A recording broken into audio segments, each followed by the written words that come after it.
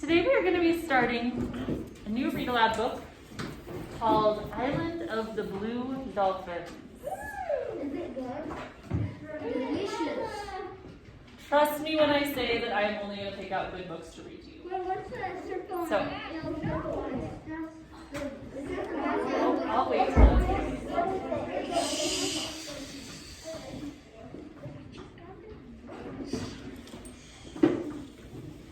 So, Isaac noticed there is a medal on the front of this book. It is the Newbery Medal. It won. The Newbery Medal, right, of course, is an award given to children's literature. The gold is the highest that you can get. So this means that the year that these awards were given, this won as the best children's book that year. And rightfully so. You are going to see that it is a wonderful, wonderful story. And I will read the back to you, and then we'll jump right in. Is it fantasy? It is not fantasy. It is survival adventure. Survival adventure. So, in the Pacific Island, there is an island that looks like a big fish sunning itself in the sea. Around it, blue dolphins swim, otters play, and seabirds abound. Once, Indians also lived on the island, and when they left and sailed to the east, one young girl was left behind. Karana is the Indian girl who lived alone for years on the island of the Blue Dolphins. Year after year, she waited for a ship to rescue her. But while she waited, she kept herself alive by building shelter, making weapons, finding food, and fighting her enemies, the wild dogs. Hers is not only an unusual adventure of survival, but also a tale of natural beauty and personal pursuit. So, we're going to just jump right in. I remember the day the Aleut ship came to our island. At first it seemed like a small shell afloat on the sea. Then it grew larger and was a gull with folded wings. At last, in the rising sun, it became what it really was, a red ship with two red sails. My brother and I had gone to the head of a canyon that winds down to a little harbor which is called Coral Cove. We had gone to gather roots that grow there in the spring. My brother Ramo was only a little boy, half my age, which was 12. He was too small for one who had lived so many suns and moons, but quick as a cricket. Also foolish as a cricket when he was excited. For this reason, and because I wanted him to help me gather roots and not go running off, I said nothing about the shell or the gull that I saw with folded wings.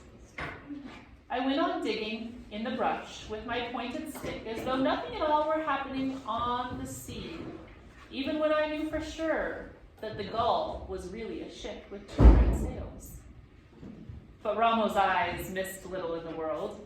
They were black like a lizard's and very large, and, like the eyes of a lizard, could sometimes look sleepy. This was the time when they saw the most. This was the way they looked now. They were half closed, like those of a lizard lying on a rock about to flick out its tongue to catch a fly. The sea is smooth, Ramo said. It is a flat stone without any scratches. My brother liked to pretend that one thing was another. The sea is not a stone without scratches, I said. It is water and no waves. To me, it is a blue stone, he said, and far away on the edge of it is a small cloud which sits on the stone. Clouds do not sit on stones, on blue ones or black ones or any kind of stones. This one does. Not on the sea, I said. Dolphins sit there, and gulls, and cormorants, and otter, and whales too, but not clouds. It is a whale, maybe. Ramo was standing on one foot and then the other, watching the ship coming, which he did not know was a ship because he had never seen one.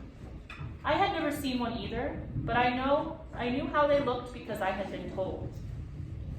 While you gaze at the sea, I said, I dig roots, and it is I who will eat them and you who will not. Ramo began to punch at the earth with his stick. But as the ship came closer, its sails showing red through the morning mist, he kept watching it, acting all the time as if he were not. "Have you ever seen a red whale?" he asked. "Yes," I said, though I never had. "Those I have seen are gray." "Well, you are very young and have not seen everything that swims in the world." Rommel picked up a root and was about to drop it into a basket. Suddenly his mouth opened wide and then closed again. "A canoe!" he cried. "A great one, bigger than all of our canoes together, and red." A canoe or a ship, it did not matter to Rommel. In the very next breath, he tossed the root in the air and was gone, crashing through the brush, shouting as he went. I kept on gathering roots, but my hands trembled as I dug in the earth, for I was more excited than my brother. I knew that it was a ship there on the sea and not a big canoe, and that a ship could mean many things. I wanted to drop the stick and run too, but I went on digging roots because they were needed in the village. By the time I filled the basket, the Aleut ship had sailed around the wide kelp bed that encloses our island, and between the two rocks that guard Coral Cove. Word of its coming had already reached the village of Galahast. Carrying their weapons, our men sped along the trail which winds down to the shore. Our women were gathering at the edge of the mesa. I made my way through the heavy brush and moving swiftly down the ravine until I came to the sea cliffs. There I crouched on my hands and knees. Below me lay the cove. The tide was out and the sun shone on the white sand of the beach. Half the men from our village stood at the water's edge. The rest were concealed among the rocks at the foot of the trail, ready to attack the intruders, should they prove unfriendly. As I crouched there in the bushes, trying not to fall over the cliff, trying to keep myself hidden, and yet to see and hear what went on below me, a boat left the ship. 6 men with long oars were rowing. Their faces were broad, and shining dark hair fell over their eyes. When they came closer, I saw that they had bone ornaments thrust through their noses. Behind them in the boat stood a tall man with a yellow beard. I had never seen a Russian before, but my father had told me about them, and I wondered, seeing the way he stood with his feet set apart and his fists on his hips, and looked at the little harbor as though it already belonged to him. If he were one of those men from the north whom our people feared. I was certain of it when the boat slid into the shore. He jumped out, shouting as he did so. His voice echoed against the rock walls of the cove. The words were strange, unlike any I had ever heard. Slowly then, he spoke in our tongue. "I come in peace and wish to parley," he said to the men on the shore. None of them answered. But my father, who was one of those hidden among the rocks, came forward down the sloping beach. He thrust his spear into the sand. "I am the chief of Galahast," he said. "My name is Chief Chowwig." I was surprised that he gave his real name to a stranger. Everyone in our tribe has 2 names, the real one which was secret and was seldom used, and one which was common. For if people use your secret name, it becomes worn out and loses its magic. Thus, I was known as Wanapale, which means the girl with the long black hair, though my secret name is Karana. My father's secret name was Chowwig. Why he gave it to a stranger, I do not know. The Russian smiled and held up his hand, calling himself Captain Orlov. My father also held up his hand. I could not see his face, but I doubted that he smiled in return. "I have come with 40 of my men," said the Russian. "We come to hunt sea otter. We wish to camp on your island while we are hunting." My father said nothing. He was a tall man, though not so tall as Captain Orlov, and he stood with his bare shoulders thrown back, thinking about what the Russian had said. He was in no hurry to reply because the Aleuts had come before to hunt otter. That was long in the past, but my father still remembered them. "You'll remember another hunt," Captain Orlov said when my father was silent. I've heard of it too. It was led by Captain Mitrif, who was a fool and is now dead. The trouble arose because you and your tribe did all of the hunting. We hunted, said my father, but the one you call a fool wished us to hunt from one moon to the next, never stopping. This time you will need to do nothing, Captain Orlov said. My men will hunt and we will divide the catch. 1 part for you, to be paid in goods, and 2 parts for us. The parts must be equal, my father said. Captain Orlov gazed off toward the sea. We can talk of that later when my supplies are safe ashore, he replied. The morning was fair with little wind, yet it was the season of the year when storms could be looked for. So I understood why the Russian wished to move on to our island. It is better to agree now, said my father. Captain Orlov took 2 long steps away from my father, then turned and faced him. 1 part to you is fair, since the work is ours, and ours is the risk. My father shook his head. The Russian grasped his beard. Since the sea is not yours, why do I have to give you any part? The sea which surrounds the island of the Blue Dolphins belongs to us, answered my father. He spoke softly as he did when he was angry. From here to the coast of Santa Barbara, 20 leagues away? No, only that which touches the island and where the otter live.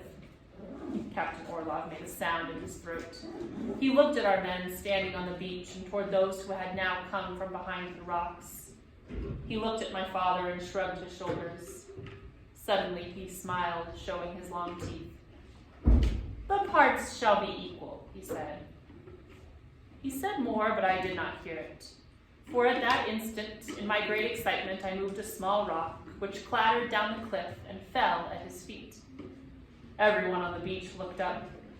Silently, I left the bushes and ran without stopping until I reached the mesa. Chapter 2. Captain Orlov and his Aleut hunters moved to the island that morning, making many trips from their ship to the beach of Coral Cove. Since the beach was small and almost flooded when the tide was in, he asked if he could camp on higher ground. This my father agreed to.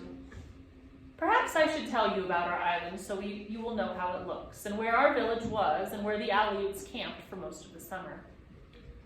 Our island is 2 leagues long and 1 league wide. A league is a measurement usually done with like sea and ships and stuff.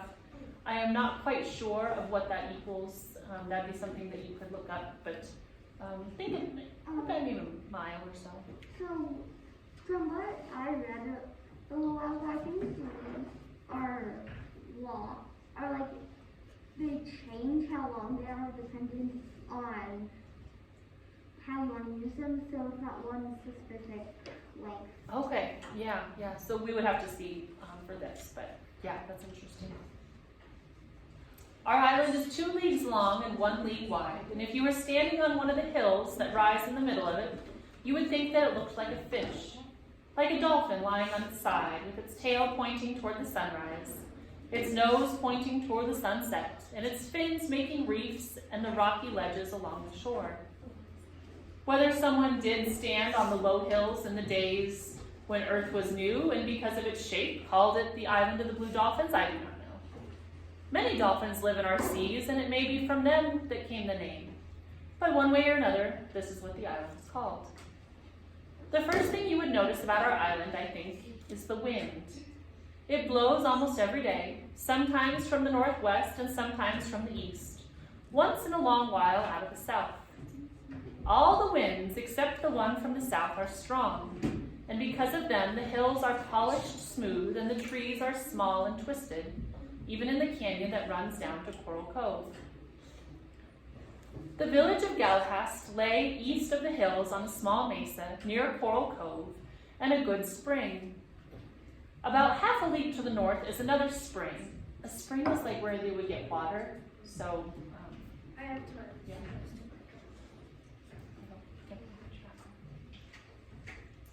About half a league to the north is another spring, and it was there that the Aleuts put up their tents which were made of skins and were so low to the earth that the men had to crawl into them on their stomachs.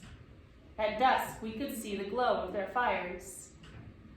That night, my father warned everyone in the village of the Galahast against visiting the camp. The Aleuts come from a country far to the north, he said. Their ways are not ours, nor is their language. They have come to take otter and to give us our share in many goods, which they have and which we will use. In this way we shall profit, but we shall not profit if we try to befriend them. They are people who do not understand friendship. They are not those who were here before, but they are people of the same tribe that caused trouble many years ago. My father's words were obeyed. We did not go to the Aleut camp, and they did not come to our village. But this is not to say that we did not know what they did, what they ate in and the way they cooked it, how many otter were killed each day, and other things as well. For someone was always watching from the cliffs while they were hunting, or from the ravine when they were in camp. Rommel, for instance, brought news about Captain Orlov. In the morning, when he crawls out of his tent, he sits on a rock and combs until the beard shines like a cormorant's wing, Rommel said. A cormorant is a bird. My sister, Ulape, who was 2 years older than I, gathered the most curious news of all. She swore that there was an Aleut girl among the hunters. She is dressed in skins just like the men, Ulape said, but she wears a fur cap, and under the cap she has thick hair that falls to her waist. No one believed Ulape. Everyone laughed at the idea that hunters would bother to bring their wives with them. The Aleuts also watched our village. Otherwise, they would not have known about the good fortune which came to us soon after they came. It happened in this way. Early spring is a poor season for fishing. The heavy seas and winds of winter drive the fish into deep water where they stay until the weather is settled and where they are hard to catch. During this time, the village eats less often, mostly from stores of seeds harvested in the autumn. Words of our good fortune came on a stormy afternoon, brought by Ulape, who was never one to sit still. She had gone to a ledge on the eastern part of the island, hoping to gather shellfish. She was climbing a cliff on the way home when she heard a loud noise before her. At first, she did not see what had caused the noise. She thought that it was the wind echoing through one of the caves, and was about to leave when she noticed silvery shapes on the floor of the cove. The shapes moved, and she saw that it was a school of large white bass, each one as big as she was. Pursued by killer whales, which prey upon them when seals are not to be found, the bass had tried to escape by swimming toward shore, but in their terror, they had mistaken the depth of the water and had been tossed onto the rocky ledge. Ulape dropped her basket of shellfish and set out for the village, arriving there so out of breath that she could only point in the direction of the shore. The women were cooking supper, but all of them stopped and gathered around her, waiting for her to speak. "A school of white bass," she finally said. Where? Everyone asked. "On the rocks, a dozen of them, perhaps more than a dozen." Before Ulape had finished speaking, we were running toward the shore, hoping that we would get there in time, that the fish had not flopped back into the sea, or that a chance wave had not washed them away. We came to the cliff and looked down. The school of white bass was still on the ledge, glistening in the sun. But since the tide was high and the biggest waves were already lapping at the fish, there was no time to lose. One by one, we hauled them out of reach of the tide. Then, 2 women carrying a single fish, for they were all about the same size and heavy, we lifted them up the cliff and brought them home. There were enough for everyone in our tribe for supper that night and the next. But in the morning, 2 Aleuts came to our village and asked to speak to my father. "You have fish," one of them said. "Enough only for my people," my father answered. "You have 14 fish," the Aleut said. 7 now, because we ate 7. "From 7 you can spare 2. There are 40 in your camp, my father replied, and more than that of us. Besides, you have your own fish, the dried ones that you brought. We tire of that kind, the Aleut said. He was a short man who only came to my father's shoulders, and he had... We'll pause there. All right, you guys. On that note, we will see you tomorrow.